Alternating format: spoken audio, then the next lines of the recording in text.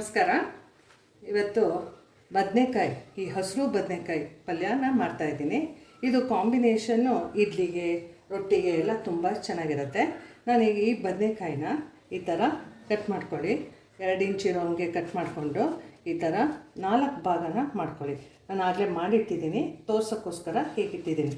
4 ಭಾಗ ಈ ಥರ ಮಾಡಿಬಿಟ್ಟು ಇದನ್ನು ನೀರಲ್ಲಿ ನೆನೆ ಹಾಕಬೇಕು. ಯಾಕೆಂದರೆ ಇದು ನೋಡಿ ಸ್ವಲ್ಪ ನೀರಲ್ಲಿ ಕರಿ ಥರ ಬರುತ್ತೆ, ಅದನ್ನು ಚೆಲ್ಬಿಡ್ತೀವಿ, ಇಲ್ಲದೇ ತುಂಬ ಕಪ್ಪಾಗಿಬಿಡುತ್ತೆ. ಈ ಥರ ಬದನೆಕಾಯಿನ ಹಚ್ಕೊಂಡು ಇಟ್ಟಿದ್ದೀನಿ.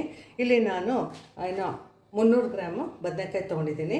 ಮತ್ತು ಇಲ್ಲಿ 2 ಮೀಡಿಯಮ್ ಸೈಜ್ ಈರುಳ್ಳಿನ ಈ ಥರ ಲೆಂತ್ ವೈಸೇನೆ ಕಟ್ ಮಾಡಿ ಇಟ್ಕೊಂಡಿದ್ದೀನಿ. ಒಂದು 6 ಬೆಳ್ಳುಳ್ಳಿ, ಕರ್ಬೇವಿನ ಸೊಪ್ಪು, ಮತ್ತು ಇಲ್ಲಿ ಸಾಸಿವೆ, ಜೀರಿಗೆ, ಅರಶಿನ. ಇದು ಒಗ್ಗರಣೆಗೆ ಬೇಕಾಗಿರುವಂತಹ ಸಾಮಾನುಗಳು. ಇಲ್ಲಿ ಇದಕ್ಕೆ ಆಡಿಸೋದಕ್ಕೆ ಮಸಾಲೆ ಏನು ಅಂತ ಹೇಳಿದ್ರೆ 1 ಕಪ್ಪು ತೆಂಗಿನಕಾಯಿ ತೊಗೊಂಡಿದ್ದೀನಿ, ಮತ್ತು 2 ಟೀ ಸ್ಪೂನು ಹುರ್ಗಡ್ಲೆ, 1 ಟೀ ಸ್ಪೂನು ಇದು ಎಳ್ಳು, ಬಿಳಿ ಎಳ್ಳು, 1 ಟೀ ಸ್ಪೂನು ಜೀರಿಗೆ, 1 ಟೀ ಸ್ಪೂನು ಧನಿಯಾ. ಈ ಧನಿಯಾ, ಜೀರಿಗೆ, ಎಳ್ಳು ಬೇರೆ ಬೇರೆನೇ ಹುರ್ಕೊಂಡು ಇಟ್ಟಿದ್ದೀನಿ. ಇದ್ರ ಜೊತೆ ನಾವು ಮಸಾಲೆಗೆ ಸ್ವಲ್ಪ ಕೊತ್ತಂಬರಿ ಸೊಪ್ಪು, ಒಂದು 6 ಮೆಣಸಿನ್ಕಾಯಿ, 1 ಲೆಮನ್ ಸೈಜು, ಇದನ್ನು ಸ್ವಲ್ಪ ಸೋಪ್ ಮಾಡಿ ಇಟ್ಟಿದ್ದೀನಿ. ಸೊ ಗ್ರೈಂಡ್ ಆಗೋಗ ಚೆನ್ನಾಗಾಗುತ್ತೆ ಅಂತ ಲೆಮನ್ ಸೈಜು ಟ್ಯಾಮರಿನ್ನು, ಮತ್ತು ರುಚಿಗೆ ತಕ್ಕಷ್ಟು ಉಪ್ಪು ಕೂಡ ಇಟ್ಕೊಂಡಿದ್ದೀನಿ. ಇದಕ್ಕೆ ಸ್ವಲ್ಪ ಅರಿಶಿನ ಹಾಕ್ಕೊಂಡು ಇದನ್ನು ಗ್ರೈಂಡ್ ಮಾಡ್ತೀನಿ. ಇದು ಗ್ರೈಂಡ್ ಮಾಡೋಕ್ಕೆ ಇಟ್ಟಿರುವಂತಹ ಮಸಾಲೆ. ಇದನ್ನು ನಾನು ಮಸಾಲೆ ಆದಮೇಲೆ ಒಗ್ಗರಣೆ ಹಾಕೋದನ್ನು ತೋರಿಸ್ತೀನಿ. ಒಂದು ಬಾಣಲಿ ಕಾಯಕ್ಕಿಟ್ಟಿದ್ದೀನಿ. ಇದಕ್ಕೆ ನೋಡಿ ಸ್ವಲ್ಪ ಎಣ್ಣೆ ಹಾಕೊಳ್ಳಿ. ಅದಾದ ನಂತರ ಸ್ವಲ್ಪ ಜೀರಿಗೆ, ಸಾಸಿವೆ, ಜೀರಿಗೆ ಎರಡನ್ನ ಒಗ್ಗರಣೆಗೆ ಹಾಕ್ಕೊಳ್ಳಿ.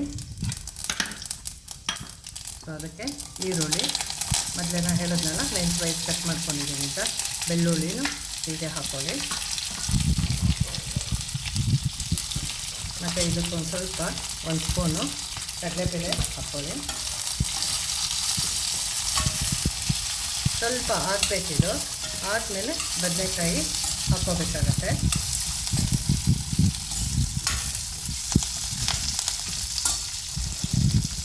ಇದಕ್ಕೂ ಕೂಡ ಸ್ವಲ್ಪ ಅರಿಶಿನ ಹಾಕಿದ್ದೀನಿ. ಫ್ಲೇವರು ಚೆನ್ನಾಗಿರುತ್ತೆ, ರುಚಿನೂ ಕೂಡ ಚೆನ್ನಾಗಿ ಬರುತ್ತೆ.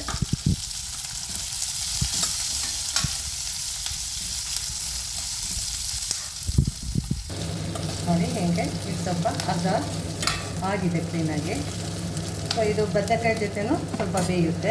ಸೊ ಈಗ ಕಟ್ ಮಾಡಿರೋ ಅಂತಹ ಈ ಬದನೆಕಾಯಿ, ಹಸಿರು ಬದನೆಕಾಯಲ್ಲೇ ಮಾಡಬೇಕು ಇದು, ಆವಾಗಲೇ ಚೆನ್ನಾಗಿರೋದು. ನಾನು ನೀರನ್ನೆಲ್ಲ ತೆಗೆದಿದ್ದೀನಿ. ನೋಡಿ ಫುಲ್ ಬದನೆಕಾಯಿನ ಈ ಥರ ಹಾಕ್ಕೊಡ್ಬೇಕು.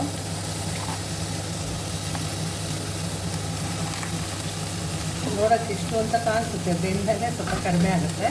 ನಾನಿಲ್ಲಿ 300 ಗ್ರಾಮ್ ಬದನೆಕಾಯಿ ತೊಗೊಂಡಿದ್ದೀನಿ.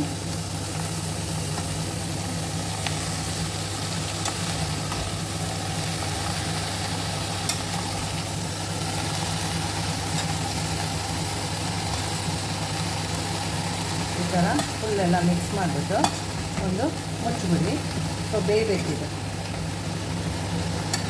ಸ್ವಲ್ಪ ಬೆಂದಮೇಲೆ ಇನ್ನೊಂದು ಸ್ವಲ್ಪ ಬೇಯಬೇಕು ಅಂತ ಅಂದಾಗ ಆವಾಗ ನಾವು ಮಸಾಲೆ ಹೇಳಿದ್ದನ್ನು ಆಡಿಸ್ಕೊಳ್ತೀನಿ. ಆಡಿಸಿದ ಮಸಾಲೆನ ಹಾಕ್ತೀವಿ. ಹೀಗೇ ಸ್ವಲ್ಪ ಎಣ್ಣೆಲೆ ಈ ರೀತಿ ಬಾಡಿಸ್ಬೇಕು. ಸ್ವಲ್ಪ ಎಣ್ಣೆ ಹಾಕಿದ್ದೀನಲ್ಲ, ಒಂದು 4 ಟೇಬಲ್ ಸ್ಪೂನ್ ಎಣ್ಣೆ ಹಾಕಿದ್ದೀನಿ. ಅದರಲ್ಲೇ ಒಂಚೂರು ಬಾಡಿಸ್ಬೇಕು. ಈ ಥರ ಮಾಡಿ ಅದು ಬೇಯಲಿ. ಈ ಥರ ಮುಚ್ಚಿಬಿಡಿ. ಇದೊಂದು 5 ರಿಂದ 6 ನಿಮಿಷ ಆಗುತ್ತೆ. ನಾನು ಮುಚ್ಚುತ್ತಾ ಇದ್ದೀನಿ. ನೋಡಿ ಎಣ್ಣೆಯಲ್ಲಿ ಸ್ವಲ್ಪ ಎಲ್ಲ ಎಣ್ಣೆಲೆಲ್ಲ ಆದಮೇಲೆ ನಾನಿಲ್ಲಿ ಏನು ಮಾಡಿದ್ದೀನಿ, 1 ಲೋಟ ನೀರು ಹಾಕಿ ಸ್ವಲ್ಪ ಹೀಗೆ ಬೇಯಕ್ಕೆ ಇಟ್ಟಿದ್ದೆ. ನೋಡಿ ಆಲ್ಮೋಸ್ಟ್ ಎಲ್ಲ ಬೆಂದಿದೆ. ಈಗ ಇದಕ್ಕೆ ನಾನು ಸ್ವಲ್ಪ ಉಪ್ಪು ಮತ್ತು ಸ್ವಲ್ಪ ಸಕ್ಕರೆ ಕೂಡ ಹಾಕ್ತಾಯಿದ್ದೀನಿ. ರುಚಿ ತುಂಬ ಚೆನ್ನಾಗಿ ಬರುತ್ತೆ, ಅದಕ್ಕೋಸ್ಕರ ಬೆಲ್ಲ ಹಾಕ್ಬೋದು. ಬೆಲ್ಲ ಅಥವಾ ಸಕ್ಕರೆ. ನಾನು ಹುಣಸೆ ಹುಳಿ ಹಾಕಿದ್ದೀನಿ ಆಗಲೇ ಇದು ಗ್ರೈಂಡ್ ಮಾಡೋದಕ್ಕೆ. ಈಗ ನಾನು ತೋರಿಸಿರೋ ಅಂತಹ ಮಸಾಲೆನ ಈ ಥರ ಕೋರಸ್ಸಾಗಿ, ಈ ಥರ ಸ್ಮೂತಾಗಿ ಮಾಡ್ಕೋಬಾರ್ದು, ಈ ಥರ ರಫಾಗೇ ಇರಲಿ. ಚಟ್ನಿ ಮಾಡ್ತೀವಲ್ಲ ಆ ಥರ ಈ ಮಸಾಲೆಯಲ್ಲಿ ಎಲ್ಲ ಹಾಕಿದ್ದೀನಿ. ಸೊ ಇದನ್ನು ಹಾಕಿ ಒಂದು 2 ನಿಮಿಷ ಕುದಿಯೋಕ್ಕೆ ಬಿಟ್ಬಿಡಬೇಕು. ನೋಡಿ ಸ್ವಲ್ಪ ನೀರು ಕೂಡ ಹಾಕ್ತಾಯಿದ್ದೀನಿ.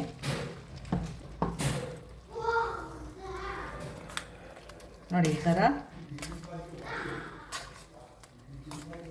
ಈಗ ಮಾಡಿಬಿಟ್ಟು ಇದನ್ನು ಒಂದೆರಡು ನಿಮಿಷ ಕುದಿಯೋಕ್ಕೆ ಬಿಟ್ಬಿಡಿ. ನೋಡಿ ಮಸಾಲೆ ಎಲ್ಲ ಹಾಕಿದ್ಮೇಲೆ ಕುದೀತಾ ಇದೆ. ಇದು ಹಸಿರು ಬದನೆಕಾಯಿದು ಪಲ್ಯ ರೆಡಿಯಾಗಿದೆ. ಇದು ಇಡ್ಲಿಗೆ, ತಟ್ಟೆ ಇಡ್ಲಿ, ಎಸ್ಪೆಷಲಿ ತಟ್ಟೆ ಇಡ್ಲಿಗೆ ತುಂಬ ಚೆನ್ನಾಗಿರುತ್ತೆ. ಆಮೇಲೆ ಅಕ್ಕಿ ರೊಟ್ಟಿ, ಜೋಳದ ರೊಟ್ಟಿ ಎಲ್ಲದಕ್ಕೂ ತುಂಬ ಚೆನ್ನಾಗಿರುತ್ತೆ. ಈ ಹಸಿರು ಬದನೆಕಾಯಿ ಪಲ್ಯ ನೋಡಿ ಕುದೀತಾ ಇದೆ, ಆಗಿದೆ, ತುಂಬ ಚೆನ್ನಾಗಿ ಬಂದಿದೆ. ನೋಡಿ ಈಗ ಇಡ್ಲಿ ಬ್ಯಾಟರ್ ಇದು. ನಾನು ಹಿಂದಿನ ವಿಡಿಯೋದಲ್ಲಿ ಇಡ್ಲಿ, ವಡೆ, ಸಾಂಬಾರು, ಚಟ್ನಿ ತೋರಿಸಿದ್ದೆ. ಇದು ತಟ್ಟೆ ಇಡ್ಲಿಗೆ ಈ ಥರ ಬ್ಯಾಟರ್ ಮಾಡ್ಕೊಂಡಿದ್ದೀನಿ. ಇಲ್ಲಿ ನಾನು ಚೇಂಜಸ್ ಏನು ಅಂತಂದರೆ, ನೀವು ಅಲ್ಲೇ ನೋಡ್ಬೋದು ಇಡ್ಲಿಗೆ ಏನು ಹಾಕಿದ್ದೆ ಅಂತ. ಇಲ್ಲಿ 3 ಕಪ್ಪು ಅಕ್ಕಿ, 1 ಕಪ್ಪು ಉದ್ದಿನಬೇಳೆ, 1 ಕಪ್ಪು ಅವಲಕ್ಕಿ, ಇಲ್ಲಿ 1/4 ಕಪ್ಪು ಸಬ್ಬಕ್ಕಿ ಹಾಕಿದ್ದೀನಿ. ಹಾಕ್ಬಿಟ್ಟು ಎಲ್ಲ ಒಟ್ಟಿಗೆ ಬೆಳಗ್ಗೆ ನೆನೆ ಹಾಕ್ಬಿಟ್ಟು ಒಂದು 8 to 10 hours ನೆನೆದ ಮೇಲೆ ಬ್ಯಾಟರ್ನ ಹೀಗೆ ಮಾಡ್ಕೊಂಡಿದ್ದೀನಿ. ಎಷ್ಟು ಚೆನ್ನಾಗಾಗಿದೆ ನೋಡಿ. ಈ ಥರ ಬ್ಯಾಟರು ಬೆಳಗ್ಗೆ ಇದು ಬ್ಯಾಟರ್ ಹೀಗಿರುತ್ತೆ. ಸ್ವಲ್ಪ ಬೇಕು ಅಂದವರು ಸ್ವಲ್ಪ ಸೋಡಾ ಹಾಕೋಬೋದು, ಇಲ್ಲ ಅಂದ್ರೂ ಹಾಗೆ ಚೆನ್ನಾಗಿ ಬರುತ್ತೆ. ಇದು ಇಡ್ಲಿ ಬ್ಯಾಟರ್ ರೆಡಿಯಾಗಿ ಇಟ್ಕೊಂಡಿದ್ದೀನಿ.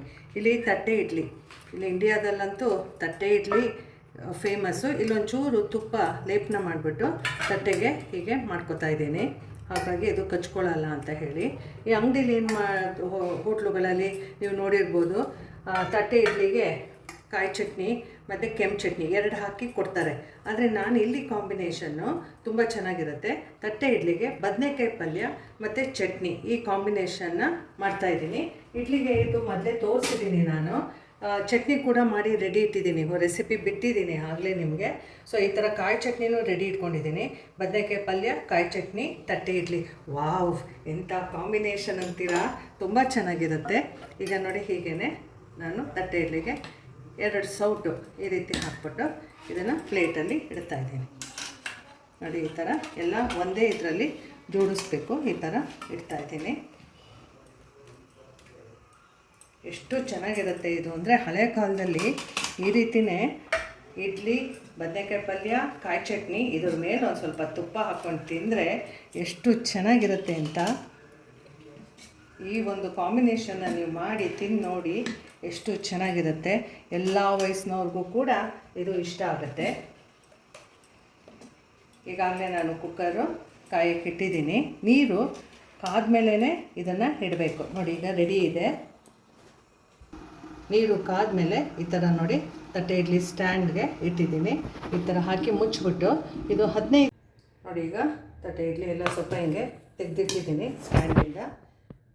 ಒಂದು ತಟ್ಟೆ ಇಡ್ಲಿ ಮಾಡೋದು ಕೆಲವು ಕಡಿಮೆ, ಇಡ್ಲಿ ಜಾಸ್ತಿ ಮಾಡ್ಕೋತಾರೆ. ಈ ಥರ ನೀರಲ್ಲಿ ಹಿಂಗೆ ಹತ್ಕೊಂಡು ಈ ಥರ ತೆಗಿಬೇಕಾಗತ್ತೆ.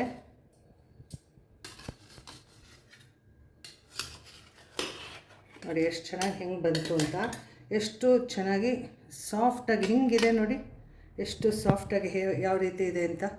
ಸಬ್ಬಕ್ಕಿ ಹಾಕಿರ್ತೀವಲ್ಲ, ಬೆಳ್ಳಗೂ ಕಾಣುತ್ತೆ ಮತ್ತು ಈ ಥರ ಸಾಫ್ಟಾಗಿ ಭಾಳ ಚೆನ್ನಾಗಿ ಬರುತ್ತೆ.